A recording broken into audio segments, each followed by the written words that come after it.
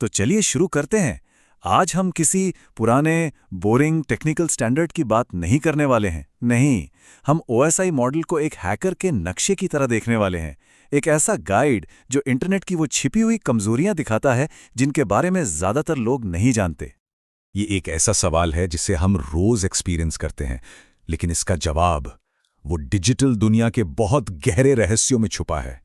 और ये सब कुछ शुरू होता है एक बहुत ही खास ब्लूप्रिंट से। जी हां, सही सुना। ये कोई नई फैंसी टेक्नोलॉजी नहीं है।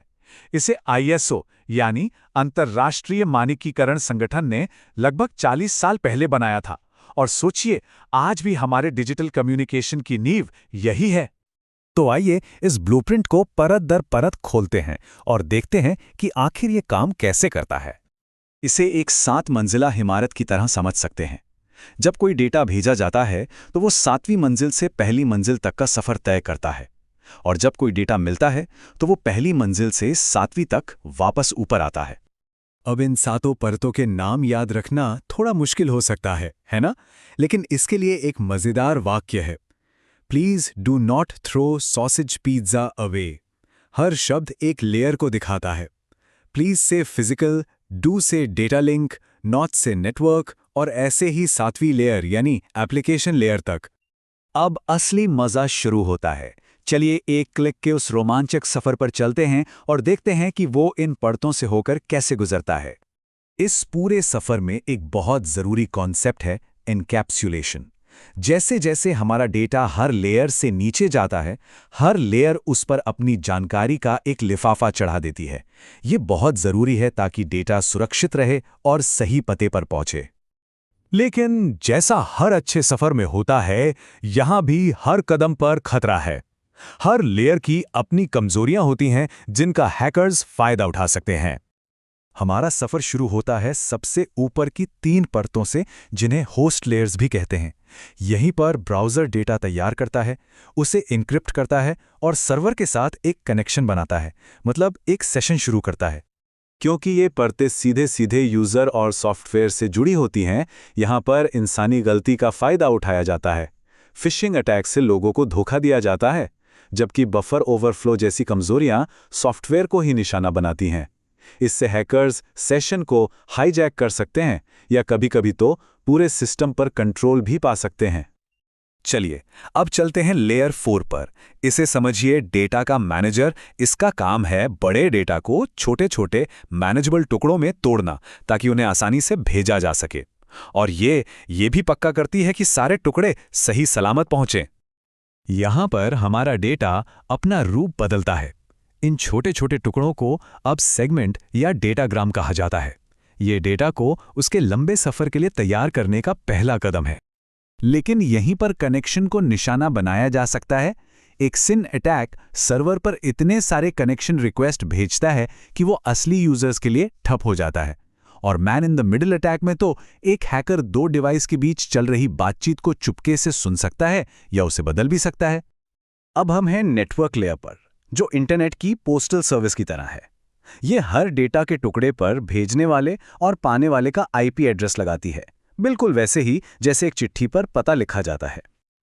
और फिर से डेटा का एक नया रूप। आईपी एड्रेस जुड़ते ही हमारा सेगमेंट अब पैकेट कहलाता है। इस लेयर की सबसे बड़ी कमजोरी है आईपी एड्रेस। आईपी स्पूफिंग में अटैकर एक नकली आईपी एड्रेस इस्तेमाल करके अपनी पहचान छिपाता है। और पैकेट स्निफिंग जैसे टूल से तो कोई भी नेटवर्क पर भेजे जा रहे अनएन्क्रिप्टेड डेटा को चुपके से पढ़ सकता है। अब हम इंटरनेट की बड़ी दुनिया से निकलकर लोकल लेवल पर आ गए हैं। डेटा लिंक लेयर एक ही वाईफाई या ईथरनेट नेटवर्क पर मौजूद डिवाइसेस के बीच कम्युनिकेशन को मैनेज करती है। ये आईपी एड्रेस के बजाय मैक एड्रेस का इस्तेमाल करती है, जो हर डिवाइस के लिए यूनिक होता है। इनकैप्सुलेशन का अगला कदम, यहाँ पैकेट को एक और लिफाफे में लपेटा जाता है जिसे फ्रेम कहते हैं। क्योंकि ये लोकल नेटवर्क पर काम करता है तो अटैकर किसी डिवाइस का यूनिक मैक एड्रेस चुराकर नेटवर्क पर उसकी जगह ले सकता है, या एआरपी पॉइजनिंग जैसी तकनीक से वो नेटवर्क को धोखा देकर सारा डेटा अपने कंप्यूटर की तरफ मोड़ सकते हैं, जिससे वो हर एक्टिविटी पर नजर रख सकें। और आखिर में हम पहुंचते हैं सबसे निचली परत पर, फिजिकल लेयर। यहां सब कुछ भौतिक है, तार, fibre optic cable, radio signal, जो डेटा को असल में एक जगह से दूसरी जगह ले जाते हैं। यहाँ पूरा का पूरा डेटा फ्रेम 1 और 0 की एक सीरीज में बदल जाता है, जिन्हें बिट्स कहते हैं, और फिर इन्हें बिजली के सिग्नल या रोशनी की तरंगों के रूप में भेजा जाता है।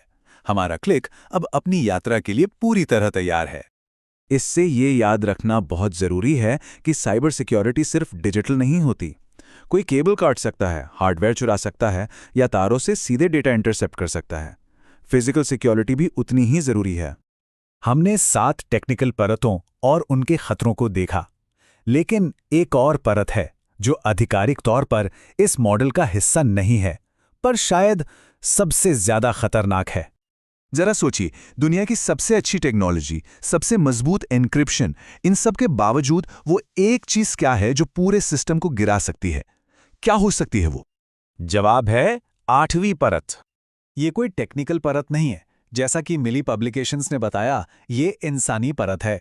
सबसे बड़ी कमजोरी टेक्नोलॉजी में नहीं, बल्कि हम इंसानों में है। जब कोई फिशिंग ईमेल पर क्लिक करता है, कमजोर पासवर्ड चुनता है या गलती से कोई जरूरी केबल निकाल देता है, तो सवाल ये उठता है कि इन सभी परतों को समझने का फायदा क्या, खासकर जब आज की दुनिया ज्यादातर TCP/IP मॉडल का इस्तेमाल करती है।